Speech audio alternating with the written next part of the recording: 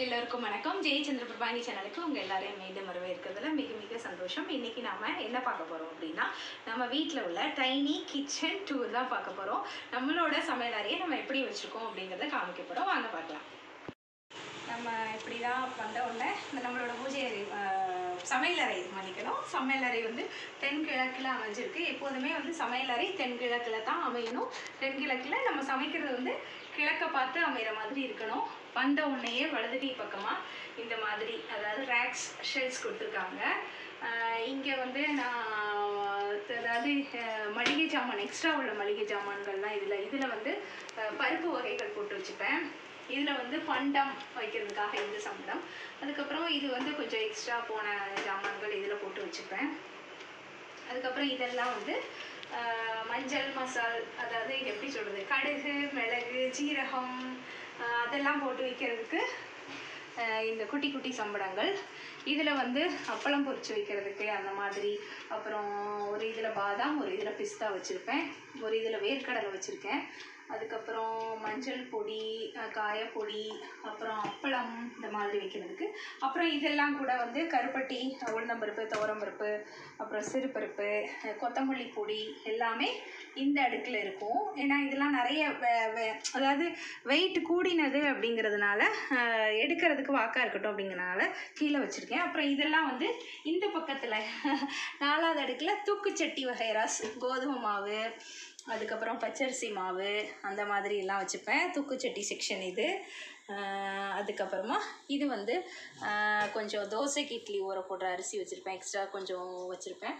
இது வந்து ஏதோ ஒரு மாவு போட்டு வச்சுருக்கேன். அப்புறம் ஒரு இதில் வந்து நாட்டு சர்க்கரையும் நம்ம வெள்ளை சீனி தேவைக்காக போட்டு வச்சுருக்கேன். அப்படியே வந்துட்டால் நம்ம இங்கே செம்பு பானை வச்சுருப்போம், இதுலேயும் தண்ணி ஊற்றி குடிப்போம். எக்ஸ்ட்ரா தண்ணி வந்து சில்வர் குடத்தில் ஊற்றி வச்சுப்பேன். அப்பப்போ எடுத்து குடிக்கிறதுக்கு இந்த செம்பு பானையை வச்சுப்பேன். அதுக்கப்புறம் இது நம்மளோட அடுப்பு. இங்கே காமி மனிஷா அடுப்பு. அந்த அடுப்புக்கு நேராக சரி பார்த்துட்டே சமைச்சா கொஞ்சம் மனசுக்கு சந்தோஷமாக இருக்கணும் அப்படிங்கிறதுக்காக இந்த டெக்கரேட்டிவ் பீஸ் இது நம்ம பண்ணினது தான். இது சும்மா பாட்டிலில் தான், கிளாஸ் பாட்டிலில் உள்ளன் நூலை சுற்றி அது கொஞ்சம் அந்த ஆர்டிஃபிஷியல் லீவ்ஸ் தான். மணி பிளான்ட் வந்து இப்போ கிடைக்கல, நான் எடுக்கிறப்போ கிடைக்கல. அப்புறம் இது வந்து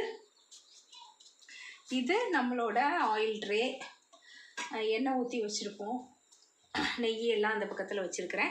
அதுக்கப்புறம் இது வந்து இது ரெண்டுமே உப்பு, இது 3மே உப்புன்னு சொல்லலாம். வீட்டில் எப்பயுமே வந்து நம்ம உப்பு வந்து நிறச்சி வைக்கணும். அது அப்புறம் அந்த உப்பு ஜாடிக்குள்ளே 1 ரூபாயோ 10 ரூபாயோ காயின் போட்டு வைக்கலாம்.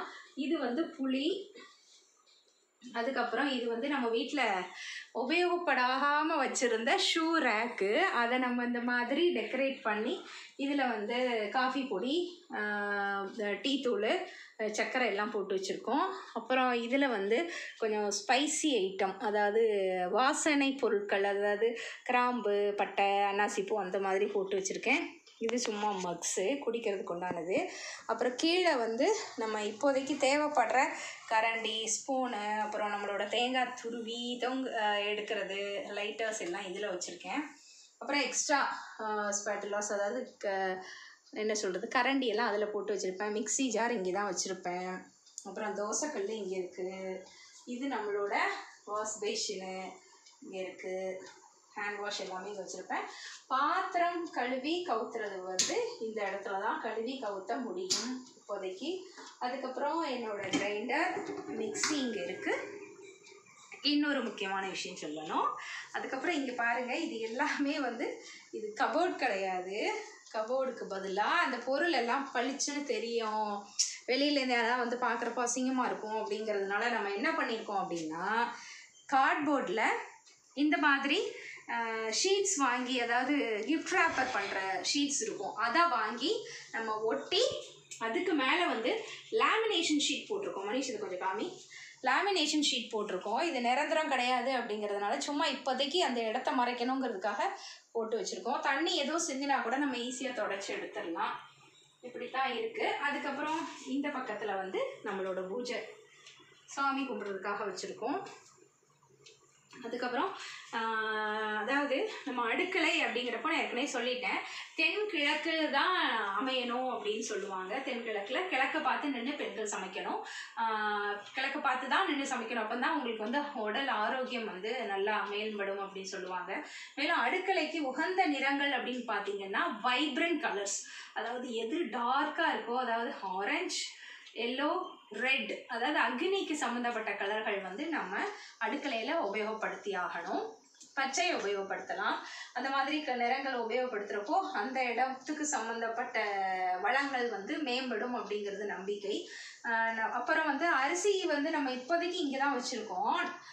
நம்ம வீட்டில் ஸ்டோர் ரூம் இருந்தது. ஆனால் ஸ்டோர் ரூம் உள்ளவங்க என்ன பண்ணுங்க, முடிஞ்ச மட்டும்லாம் அரிசியை வந்து அடுக்கலையில் வைக்கக்கூடாது அப்படின்னு சொல்லுவாங்க. அதுக்குன்னு ஒரு தனி இடத்த வச்சு அரிசியும் உப்பும் தனியாக தான் வைக்கணுவாங்க.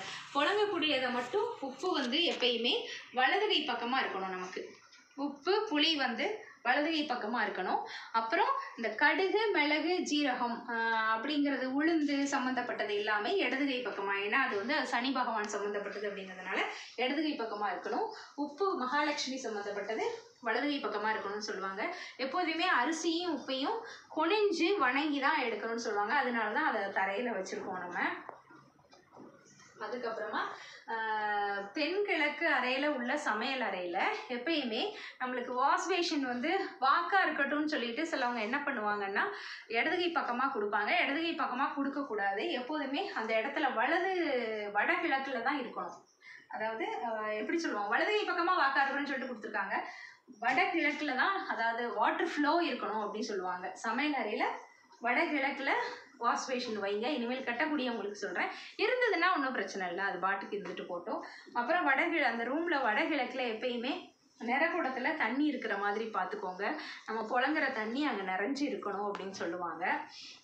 அதுக்கப்புறம் வேறு என்ன சொல்கிறது, என்னோடய அடுக்களை இந்த அளவில் தான் இருக்குது. இதுக்குள்ளே நாங்கள் அப்படியே புழங்கிப்போம். இனி வரக்கூடிய வீடியோஸ்லலாம் நம்மளோட சமையல்களை, அதாவது சமையல் பற்றி சில காமிக்கலாம், என்னோடய ரொட்டீன்ஸ் பற்றி போடலாம் அப்படின்னு ஒரு சின்ன யோசனை இருக்குது. இது வரைக்கும் நம்ம சேனலை சப்ஸ்கிரைப் பண்ணாமல் பார்க்குறவங்க ப்ளீஸ் சப்ஸ்கிரைப் பண்ணுங்கள். உங்களோட தோழிகளுக்கு, அதாவது ஒருத்தர் வந்து ஒரு 2-3 பேரை சப்ஸ்கிரைப் பண்ண சொன்னால் கூட போகிறோம். It will be more helpful for us. எங்களுக்கு வந்து ரொம்ப உதவிகரமாக இருக்கும். தயவுசெய்து சப்ஸ்கிரைப் பண்ண சொல்லுங்கள், உங்களோட குடும்ப நண்பர்களுக்கு அனுப்ப சொல்லி. இந்த வீடியோ உங்களுக்கு ரொம்ப ரொம்ப பிடிச்சிருக்கும் அப்படின்னு நம்புகிறேன். இதனால் முடிஞ்ச அளவுக்கு என்னோட அடுக்கலையை நீட்டாக வச்சுருக்கேன் அப்படின்னு நம்புகிறேன். இது நம்மளோட பாத்திர ஷெல்ஃபு இந்த பக்கத்தில் இருக்கிறது. இப்போதைக்கு புழங்கக்கூடிய பாத்திரங்கள்லாம் இங்கே தான் வச்சுருக்கோம். நமக்கு இன்னும் நிறைய பாத்திரங்கள் இருக்குது. எல்லாமே இந்த குத்துக்கோணி, அந்த குத்துக்கோணி அதுக்குள்ளே போட்டு வச்சுருக்கோம். அங்கே அந்த ரூம்லேயும் கொஞ்சம் இருக்குது கட்லரி ஐட்டம்ஸ் எல்லாம், அதாவது பவுல்ஸு, கப்ஸு. தாத்தா மிலிட்ரியில் வேலை பார்த்ததுனால நமக்கு வந்து அந்த சைனா பார்டரில் வேலை பார்த்தாங்க. அப்போது அங்கேருந்து வாங்கின அந்த சைனா களிமண்ணில் செய்யப்பட்ட நிறைய கட்லரி ஐட்டம்ஸ்லாம் நிறைய இருக்குது. அதை நான் இப்போ எடுத்து எங்கே டிஸ்பிளே பண்ணுறதுன்னு எனக்கு தெரியல. அதனால் அதெல்லாம் பூட்டி உள்ளே தான் வச்சுருக்கோம். இதே மாதிரி ஒரு சுவாரஸ்யமான அழகான வீடியோவில் உங்களை மீண்டும் சந்திக்கிறேன். நன்றி, வணக்கம்.